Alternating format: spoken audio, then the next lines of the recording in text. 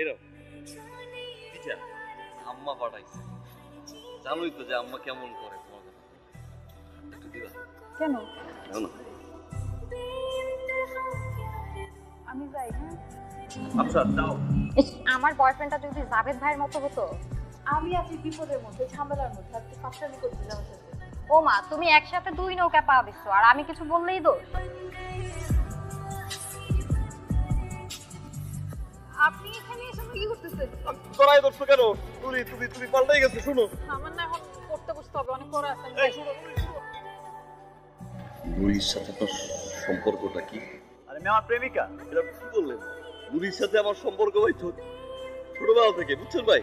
আপনি কি পাগল হয়েছেন? ওর লগে অনেক স্মৃতি ভাই, মানুষের বাঁচবো না ভাই।